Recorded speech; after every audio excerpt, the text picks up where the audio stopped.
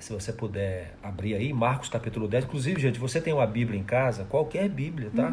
Às vezes pessoas pensam que a Bíblia desses evangélicos é diferente, não é igual a nossa. Não é igual, pode pegar a sua Bíblia aí. Você que mesmo que você seja católico, né? Você pode pegar a sua Bíblia que você vai encontrar tudo que tem na minha, eu te garanto que tem aí na sua, tá bom? Ó, o pessoal de Apiaí, que legal, que bom. Ó, Rio de Janeiro. Macaé. Legal. Sejam bem-vindos. Marcos 10, a partir do verso 46. Essa é uma passagem que eu poderia ter escolhido outro evangelho para lê-la, mas escolhi o evangelho de Marcos, porque creio que ele seja uma cronologia melhor. Então vamos lá. A partir do verso 46 de Marcos 10. E vieram para Jericó.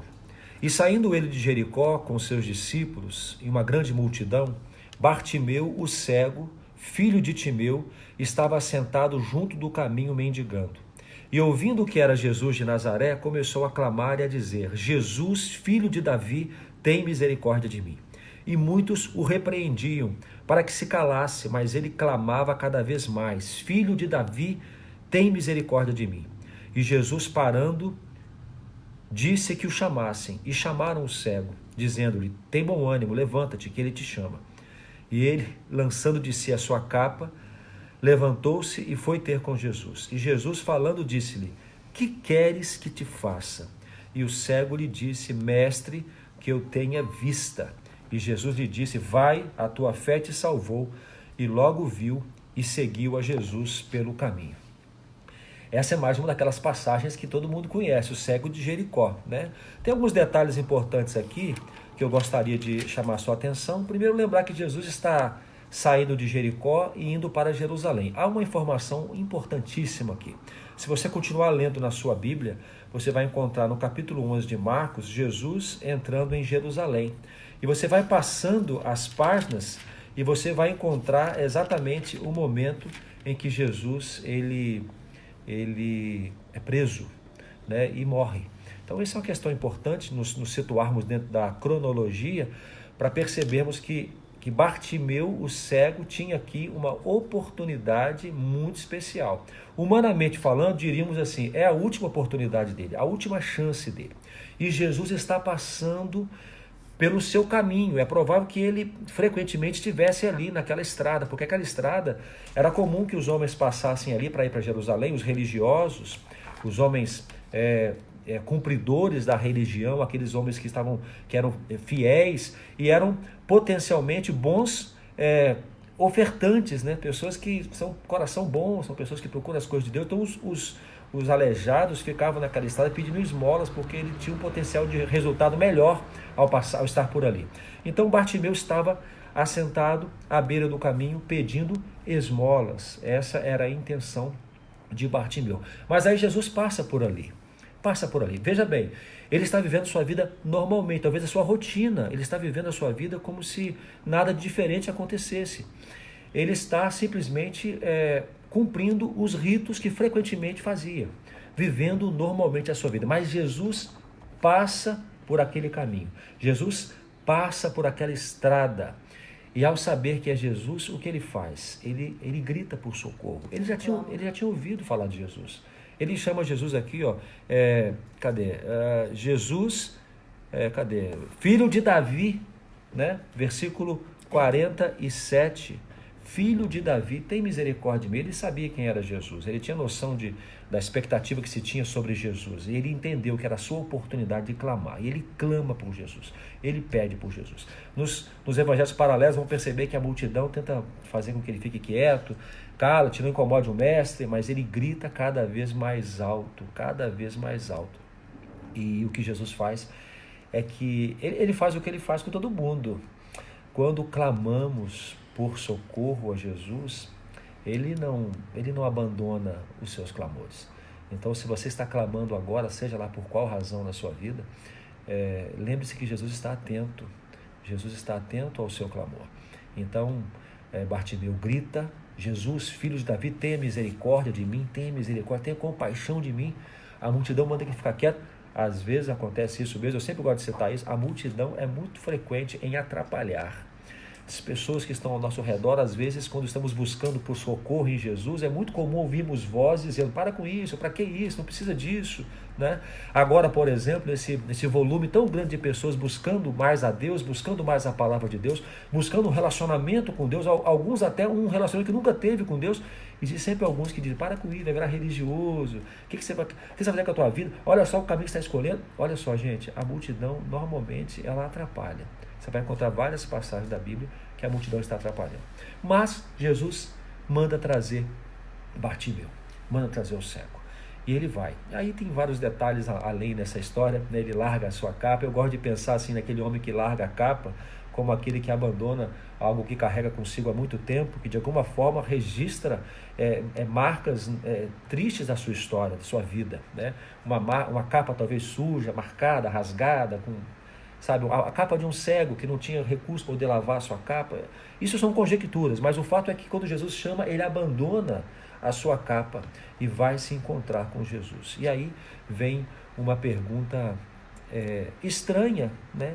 O cego diante de Jesus, Jesus pergunta, o que você quer? O que queres que eu te faça? Essa é a pergunta de Jesus para Bartimeu.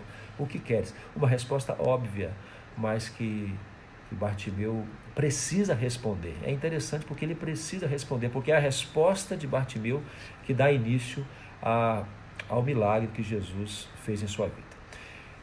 Essas são algumas aplicações, mas conversando com a Letícia, ela trouxe uma aplicação muito especial e eu queria que ela compartilhasse com você acerca desta pergunta: o que queres que eu te faça? Diante da situação que nós vivemos agora, de todo o momento em que nos encontramos, as vivências mais, como é que se diz, mais íntimas que estamos tendo agora com pessoas que sempre conviveram com a gente, está despertando em nós algumas outras necessidades. E nessa manhã Jesus passa e faz essa pergunta para nós. Aqueles que clamam por ele faz essa pergunta: o que queres que eu te faça? Gente, é muito interessante que todos os dias a gente pergunta para Deus qual é a palavra que Ele quer que a gente compartilhe com vocês, né? Todos os dias a gente busca o Senhor e diz, Pai, qual é a palavra que o Senhor tem para as pessoas? A gente não está ali todas as manhãs sem o real propósito de abençoar vidas, de ser canal de bênção para as pessoas. Então, quando nós ontem estávamos pensando nisso, essa passagem veio muito forte ao nosso coração e essa pergunta ficou na mente, assim, o que queres que eu faça? Quando o Fabrício diz que é uma pergunta muito óbvia que Jesus fez para o cego, eu entendo que não é óbvia. E eu posso dizer isso para vocês como psicóloga.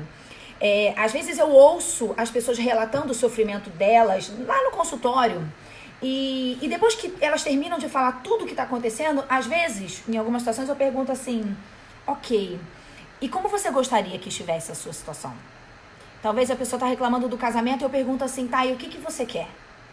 E às vezes a pessoa se choca com essa pergunta, porque parece que é óbvio, ela vai falar, eu quero que tudo melhore. Não, especificamente, o que você gostaria que mudasse nesse contexto que você está vivendo? Gente, nessa parte de Jesus, um cego procura Jesus e Jesus fala para ele, o que você quer que eu te faça? Não é óbvia a pergunta, ela é muito, muito coerente, porque ele poderia falar, Senhor, eu quero uma muleta. Senhor, eu quero um cão-guia. Ele poderia pedir qualquer coisa.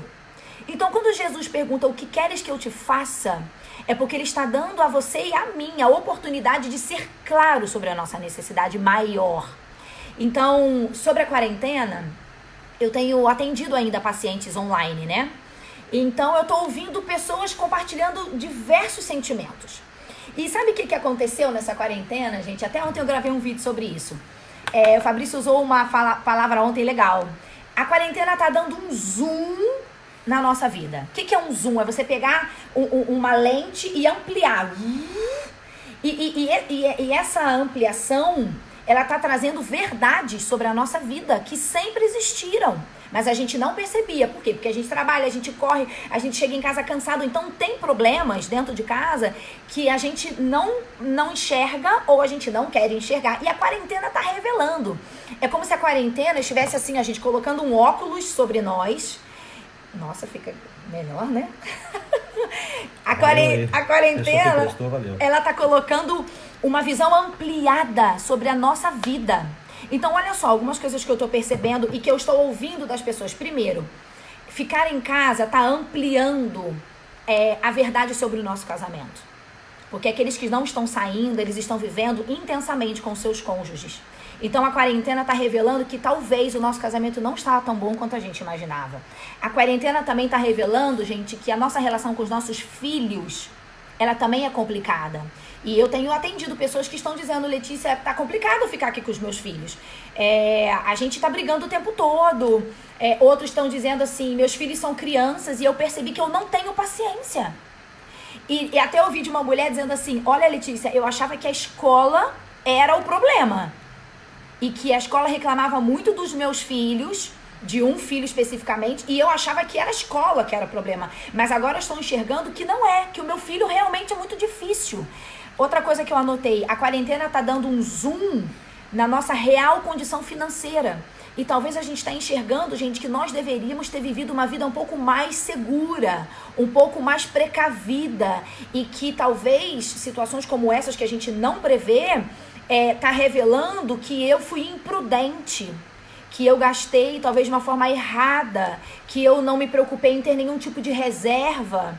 E agora, diante dessa situação, eu me vi desprotegido. Também a quarentena está revelando, gente, a nossa ansiedade. Que talvez a gente chegou em casa, estava ansioso, estava angustiado, e a gente saía, fazia um programa qualquer e voltava melhor. Só que agora não está podendo sair. Então a gente está percebendo que a ansiedade é forte. Algumas pessoas estão descobrindo isso. A quarentena também está revelando, gente, a solidão. A solidão que sempre houve na nossa vida, mas a gente escondia em programas, em saídas, em diversões. E agora a solidão tá aí e não tem para onde correr. Mas tem algo que a quarentena também está revelando. Eu quero dizer, pontuar isso aí. A quarentena está revelando, gente, que a nossa fé não está tão firme quanto a gente imaginava. A quarentena está revelando que a gente não confia tanto assim em Deus, porque o medo está tomando conta de cristãos, de servos do Senhor, que talvez poderiam descansar no seu Deus, mas não estão conseguindo, porque não estão... Sabe quando você abre um armário para procurar algo para cozinhar e você descobre que não tem comida? E você descobre que você vai passar fome? Espiritualmente falando, a quarentena está revelando isso para muitas pessoas, que na verdade a fé delas não está tão sólida quanto elas imaginavam, porque o vento soprou e a casa está balançando. E era para a casa estar mais firme e não está. Então, gente, vamos lá. Eu fiz aqui um diagnóstico. Tem mais uma coisa sobre isso aí. A quarentena também revela o peso da religiosidade na nossa vida. Porque nós deixamos de seguir, nós não podemos observar os ritos religiosos, ou seja, estar na igreja, no corpo físico ali, no templo, né? Estar com a célula, estar na escola bíblica, estar com os amigos da igreja, aquilo que de alguma forma cria um sustentáculo, assim, uma muleta, né, pra gente. Nós não temos essa condição. Então a quarentena revela o quão religiosos nós somos no aspecto negativo da palavra, ou seja, o quão os ritos da religião nos mantiveram perto de Deus. Aí tiramos os ritos, o que sobrou? Então a quarentena revela esse tempo de abstinência, esse tempo de reclusão, revela a relação que nós temos com Deus. Se é uma relação firmada em ritos religiosos ou se é um relacionamento mesmo. Porque nessa hora que estamos em casa é o tempo que temos a mais para ler a Bíblia, para meditar na palavra, para orar, para cantar, para adorar a Deus. E quem só fazia isso dentro dos ritos religiosos agora se viu em maus lençóis. Inclusive ontem, amor, eu conversando com uma moça, uma menina, né, que é uma menina cristã, e eu disse para ela, você está angustiada com essa situação, vai para o seu quarto e ore a Deus, clame, chore. E aí ela disse assim para mim, Letícia, eu não sei o que fazer dentro de um quarto, eu não sei falar com Deus assim. Eu tô acostumada a falar com Deus quando eu tô na igreja, quando eu tô na célula, ou seja, isso que o Fabrício falou é muito importante. Nós nos acostumamos em muletas espirituais, e agora a muleta caiu, a gente não consegue andar. não nos foi cultivado o hábito de fazer o que Jesus disse. Vai pro quarto, fecha a porta, busca o Pai que te vem em secreto. Ele te recompensará. A gente não está conseguindo, entende? Então, muitas pessoas não estão conseguindo e agora está na hora que Deus está trazendo grandes verdades. Gente, mas olha só, essa palavra não é para te deixar triste. Pelo contrário, essa palavra é para dizer para você assim, ó, Jesus passou por Jericó. Como o Fabrício disse, foi a última vez que ele passou, porque depois ele morreu. Esse cego viu Jesus passando, esse cego grita desesperadamente. E Jesus, no versículo, eu tô com a versão de Lucas, você leu em Marcos, né? Eu li o mesmo texto em Lucas, e o versículo 40 do capítulo 18 diz assim: então Jesus parou. Olha que lindo, gente. O cego grita, Jesus está andando, porque ele está indo lá para Jerusalém, e Jesus para. Olha que lindo. Isso aqui que eu quero te dizer. Quando você clamar, Jesus vai parar para te ouvir. Mesmo que a multidão atrapalhe, mesmo que a situação seja difícil, quando você gritar por socorro, Jesus vai parar e ele vai te ouvir. E aí vem a segunda pergunta, e eu vou terminar minha fala com essa. Jesus está te perguntando nessa manhã, meu querido, o que queres que eu te faça? O que queres que eu te faça? Ai, Jesus, eu quero que essa quarentena acabe logo. É isso que você quer? Essa é a sua real necessidade? Ai, eu quero que ninguém da minha casa seja contaminado. Tá bom, ok. É só essa a sua necessidade também? Ou você hoje vai parar tudo e vai dizer: Jesus, na verdade, o que eu preciso é que o Senhor restaure o meu casamento. Na verdade, o que eu preciso é que o Senhor me ajude a ter uma fé mais forte. Porque depois que a quarentena passar, eu não quero ser essa mesma pessoa que se abala com qualquer circunstância. Jesus, eu quero que o Senhor me ajude a me relacionar com os meus filhos. Eu estou descobrindo agora que eu não tenho paciência. Eu estou descobrindo agora que eu não sei o que fazer com eles. Então, querido, o que queres que eu te faça? É o que Jesus está te perguntando nessa manhã. E não vai para a resposta óbvia. Não vá para o final comum. Ai, que tudo isso passe logo. Não. Entra dentro do seu coração, aprofunde o mais íntimo do seu ser. E Jesus parou nessa manhã e ele está te perguntando: o que queres que eu te faça? Você precisa responder sinceramente: Jesus, eu preciso que o Senhor cure a minha ansiedade. Jesus, eu preciso que o Senhor transforme a minha forma de administrar as minhas finanças, porque eu já percebi que eu não sei fazer isso. Eu não sei o que você vai pedir, talvez você vai pedir mais de uma coisa. O cego precisava enxergar. E ele disse: eu quero ver. Que você diga para Jesus agora. Nós vamos orar daqui a pouco. Talvez seja o tempo de você ser sincero com o Senhor. Ele já parou para te ouvir. E agora ele está te perguntando: o que queres que eu te faça? Amém. Aproveita essa lupa que você recebeu aí nesse tempo de quarentena para enxergar melhor todas as áreas da sua vida, da sua família de maneira especial. E faça o seu pedido ao Senhor. Faça o seu pedido, seja verdadeiro diante do Senhor. Não faça os pedidos que todos estão fazendo. Olhe para a sua necessidade, para o clamor que faz sentido para a sua família. E peça ao Senhor que esse tempo de quarentena, esse tempo de reclusão, em que estamos mais próximos, seja um tempo de restauração, de cura, de renovo. E por que não dizer, um tempo de salvação. Então você que está ouvindo-nos hoje e está longe de Deus, está distante, não tem um relacionamento com Deus, está frio, ou não conhece a Deus mesmo, olha, Jesus está passando pela sua vida. Ali para Bartimeu era a chance que ele tinha de ter a sua vida transformada. Então hoje também eu quero dizer isso para você, que é a chance que você tem de ter uma transformação geral.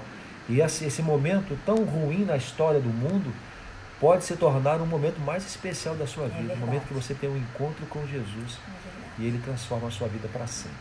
Tá bom? Vamos orar? Amém. Se você quiser compartilhar algum motivo de oração, o Jairo entrou ali, ó. O Jairo já está quase bom, Jairo. Amém. Graças a Deus. Amém. Queremos agradecer os irmãos e amigos que estão orando pelo Daniel. Está bem, ele está bem, sempre esteve bem, mas está cada vez mais animado e mais na expectativa de voltar à sua vida normal. Mas ele está bem, graças a Deus. É tão bom abrir a porta do quarto e vê-lo lá. Vocês não têm ideia. Todas as manhãs a gente acorda e aí a gente vai lá e abre a porta. Ele não pode sair, ele está ali em quarentena no quarto. Mas abrir a porta e ver que ele está ali, seguro, guardado, saudável, meus queridos, Não tem nada que pague isso. Amém.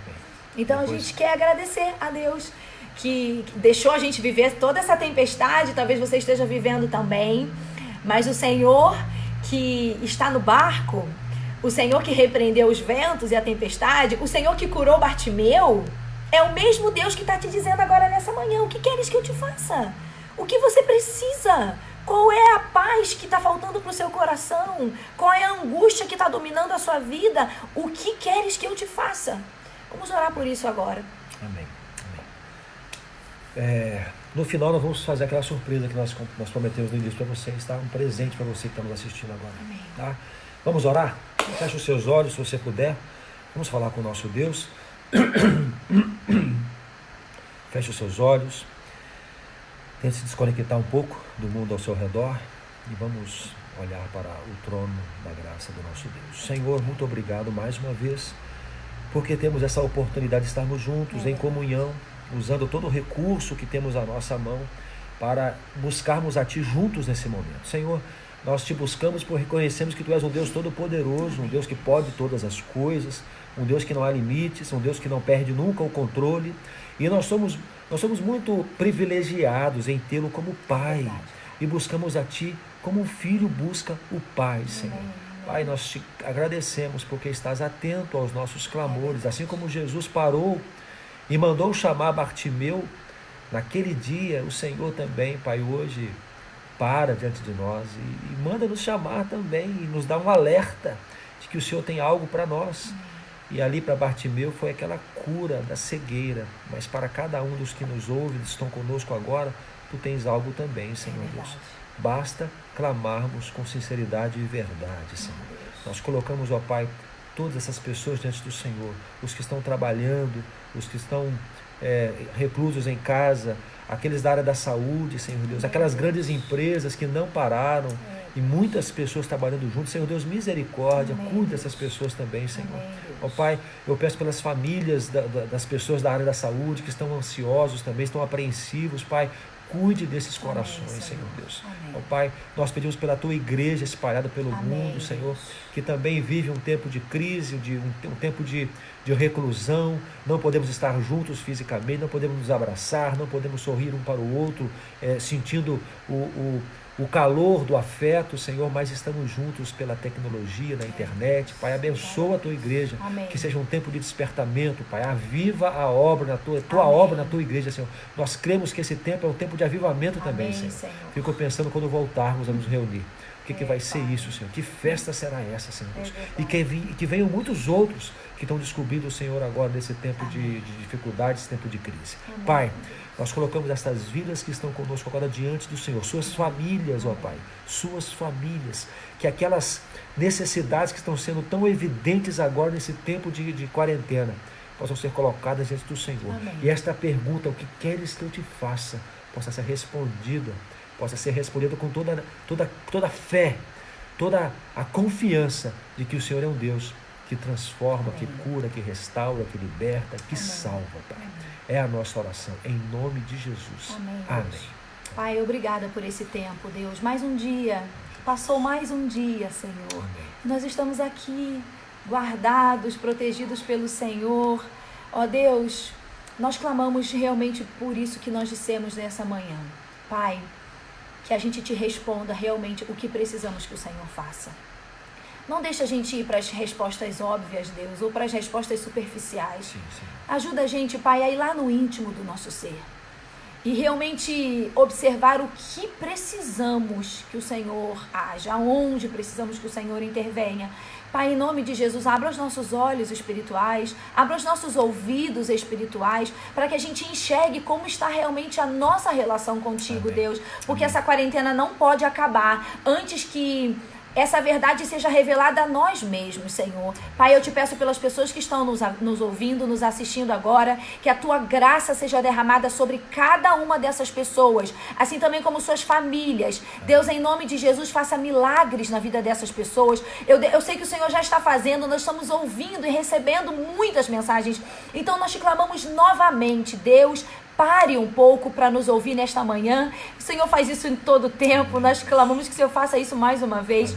ouça o clamor dessas pessoas, ouça o nosso clamor aqui em casa, Deus, e traga paz. Nós clamamos por paz, que todo medo seja retirado em nome de Jesus, que toda ansiedade seja repreendida em nome de Jesus, que todo temor seja afastado das nossas vidas em nome de Jesus, Pai. Essa é a nossa oração em Teu nome, o nome santo do nosso Senhor Jesus. Amém. Amém.